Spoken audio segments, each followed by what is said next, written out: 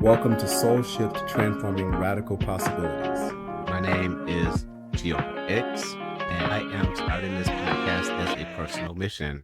It is an opportunity to share my journey with others as I navigate this thing called life and the many aspects of it that I've brought up to this point and that I am advancing forward. So I am a community activist. I've been a grantmaker in philanthropy. I founded a Black Queer Pride in Detroit, along with many others back in 1996. So I bring a lot of experiences, lived experiences to this conversation that I intend on having with y'all weekly. And SoulShift is going to be the platform from which I do that.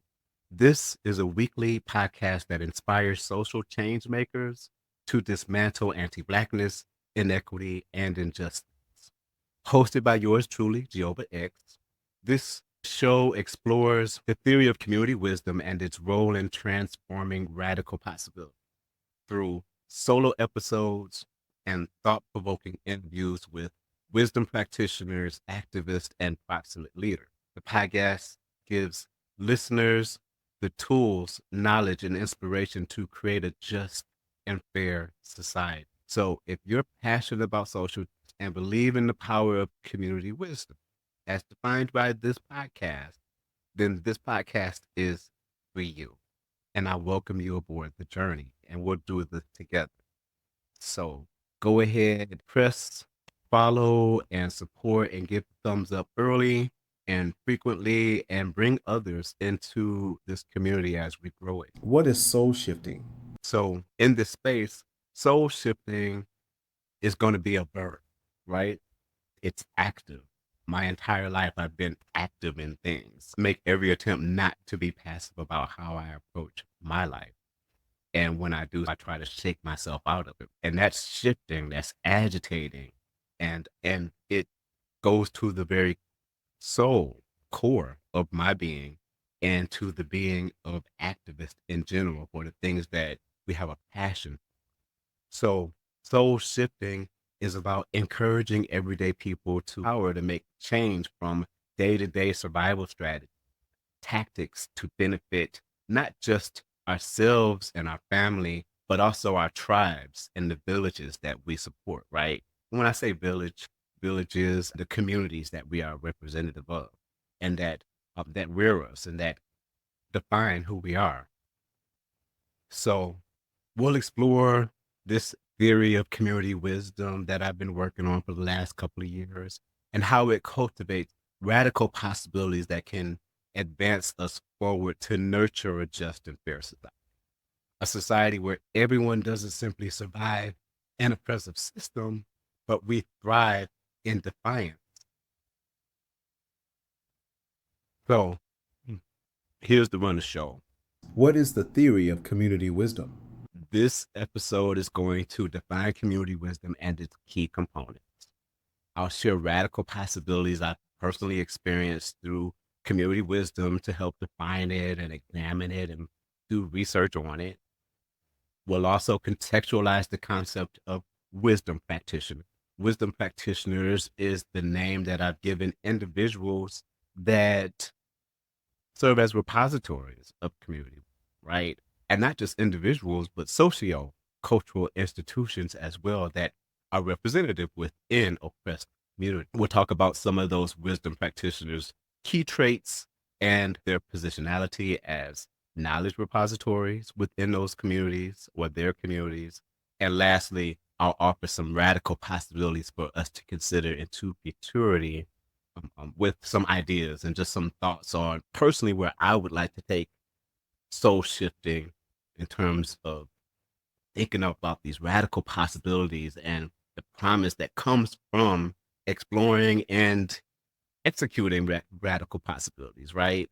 Once you identify a radical possibility, I don't think there are a lot of people that have the sense of advancing those radical possibilities into a radical promise is what I'd call it. And to me, that's magic. That's conjuring magic, right?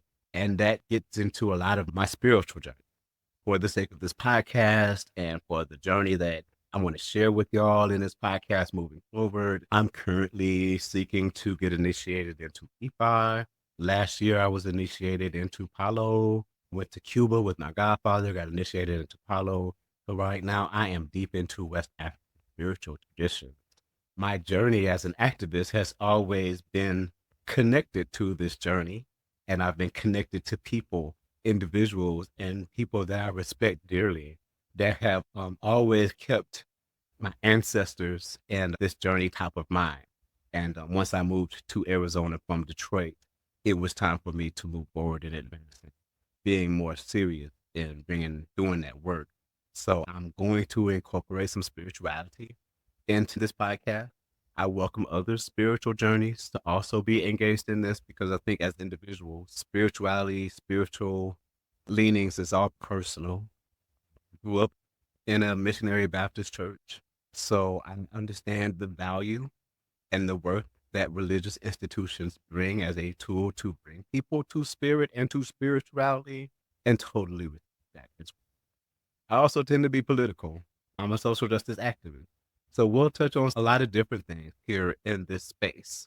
Current politics as it pertains to SoulShift mission and to radical possibility. And we'll do it from the lens of oppressed communities. I represent Black communities, I represent queer communities, and the intersection thereof. Everybody brings their intersectional self to this soul shifting space. And I welcome you to do so. And we will honor and respect it as much as we can. Because sometimes we do make mistakes, right? But forgiveness is a part of spirituality. And we learn from making those mistakes. I'm putting that out there because I'm not looking to make mistakes or disrespect anybody. And I'm not looking to be disrespected, but I am looking to learn. And hopefully you are joining SoulShift so that you can learn and have provided tools in a community so that you can transform the radical possibility. So let's define community wisdom. Simply put, community wisdom is the practice of knowing and doing, providing a collective purpose to our lived experiences. In theory, community wisdom is the synthesis of lived experiences that continuously evolves as communal knowledge through resilience and agency within a marginalized group of people, persevering the oppression of power and privilege. The key components that make up community wisdom are, it's just a couple, there are many more, but for our cases today, we want to talk about community resilience and collective agency. Key component number 1, community resilience. So the first of the key components that I'm going to talk about is community resilience. What is community resilience? Once you can identify the guidepost or the parameters of what makes a community and what's defining a community within this larger context, there are different formations of social memory that tend to define the strength of that community resilience. Slave communities, there was a certain amount of resilience within different slave communities that particular to the plantations from which they resided. There were certain cultures and values that were created so enslaved Black people in the United States can endure the really violent system of slavery that was deployed upon our ancestors, right? So there's social memory that's handed down from those experiences through our ancestors to us today that we still tap. Even when we don't know that we're tapping them, we still tap. So that's social memory and the formation thereof in communities oppressed by systems like African Americans, Black people here in the United States. Kinship networks, when you're an activist and you are doing community organizing, you come across different sub-communities within community that have their own ecosystems and values and people who are leaders within those kinship networks and ways those kinship networks are supporting each other. When I was working in Black queer community in Detroit and I co-founded Hotter Than July, one of the first Black gay prides in the country back in 1996, I had to literally identify and engage with a lot of different kinship networks that took a lot of time and energy, but hey, I was in my 20s. I had the energy to do it. And plus it was fun because I was learning myself as I was learning community, and I was building ties and relationships to those kinship networks. And it allowed me to be able to build up so that community would be able to receive the message from me about the importance of us creating and establishing collective solidarity within the queer community within Detroit. So kinship networks is another key component of community resilience within community wisdom. And then lastly, around community resilience, I just want to touch base on that it's grounded in the ongoing pursuit of comfort and joy within those oppressive systems. It's that one trait that makes it so you can both survive and thrive within an oppressive system. And probably be delved more deeply into it when you look at other oppressed communities across the globe. But in particular, my examination of community wisdom is really from a Black queer theoretical standpoint. So operating within the belly of the beast within the United States. Key component number 2, collective agency. Next, we'll talk about collective agency, which is the adaptive response to collective adversity. That's important.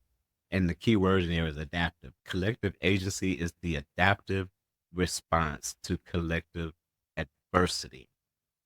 Key example, back in 1996, when Black queer, Black LGBT pride, Black same gender loving pride was founded in Detroit, the catalytic event that was happening at the time was HIV and AIDS. It would have a devastating, deadly impact on Black gay men in Detroit at the time. And when I say Black gay men, I also mean men who sleep with men, Black same gender loving men. It impacted all of us to the point where we needed to create safe spaces so that we can convene amongst ourselves to receive life-saving information and data about how we can both avoid the disease, protect ourselves, and protect our loved ones.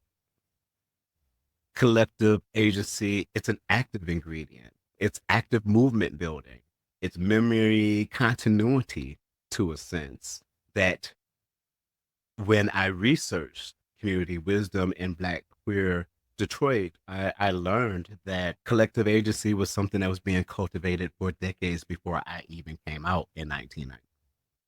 And it took me until I relocated and left Detroit to be able to realize that what we founded in 1996 was grounded in a lot of community activism work by strong Black men and Black women who were doing the work and the labor to create safe space for Black queer people in Detroit, because the main thing was racism within the queer community that we had to protect ourselves from harm. So just a few things there on how social memory and memory continuity connects to active movement building. Collective agency prioritizes the whole through collective work. So touch based on that when I touched on adaptive response and to collective adversity and active movement building. All of that is grounded in collective works, outcomes, and shared resources. And all that is indicative of how we'll define collective agency when we talk about community wisdom in this SoulShift podcast space. So, radical possibilities. You hear, why does possibilities have to be radical? First of all, I like the word radical.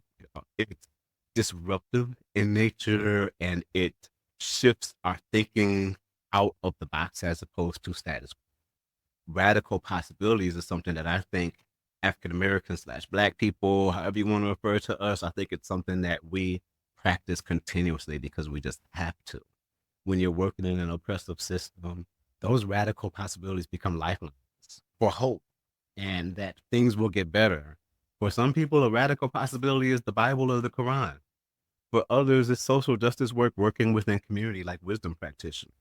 I think it all works. I tend to be tuned into Afrofuturism. I've always been into sci-fi, fascinated by sci-fi, love Star Trek, Star Wars, Battlestar Galactica, all of it, advancing societies and flying in space, exploring the unknown and all of that brings about possibility.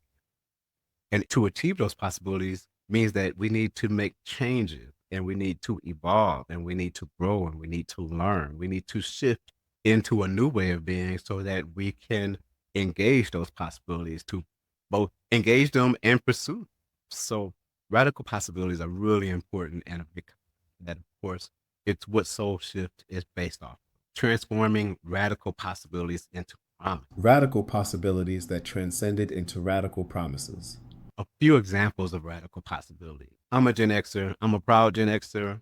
Grew up in the 70s and the 80s and leaned into it in the 90s when I came out in 91. But I'm pretty much an 80s baby. That was my high school and my formative years. Rock and roll and disco. Who would have thunk that hip hop would have become international, global, and larger than both disco and rock and roll? I would argue probably combined. I've been watching hip hop videos from Southeast Asia, India, from Indonesia. There are hip hop artists in the Muslim world. Hip hop is a global phenomenon, and you know what? It's based in Blackness. In the 80s, I would have never thought that hip hop would have overcome rock and roll as the identifying culture for American cultural standards. So for me, the fact that hip hop is a global phenomenon to the level that it is in the 80s, that was a radical possibility that ended up becoming a promise in the 2000s, creating iconic people representative of an iconic people's struggles of surviving and thriving in a system like here in the United States. Example number 2, Black Panthers and school lunches. We probably would have had school lunches at some point. Maybe, I don't know, politically, it doesn't feel like they don't really want us to even have school books, let alone school lunches. So who knows if school lunches would have at some point in time. But school lunches was founded on the fact that Black Panthers were doing it to protect and serve the communities that they were representing. So the fact that we have school lunches today is grounded in the work of the Black Panthers. Barack Obama was a radical possibility. Nobody thought that man was going to become president of the United States. And yep, there was an awkward chance that it would be a possibility, but heck, Jesse Jackson had a certain amount of hope that he could actually become president of the United States back in the day when he ran for president. I remember my grandparents and aunties and uncles really admired how Jesse Jackson operated, and that he came from the civil rights movement, and that he was making a run for the presidency, and that he was shifting the soul of people politically here in the United States, which I think was probably necessary for Barack Obama to come with this message of hope, more refined and cleaned up, and more, I would argue, presentable and approachable for people to view this Black man as president of these here United States of America. And not only did a Black man become president of the United States, but a Black man with the name of Barack Obama. That's all I have to say. There's a whole bunch of radical possibilities just in him becoming president with the name that he was birthed with. And now he's the 44th president of these here United States. And the fact that he was president is still shifting the souls of many within American culture today. It's probably foundational to why we are in the position that we are politically. But you know what? That's a whole nother podcast. And we can get into that.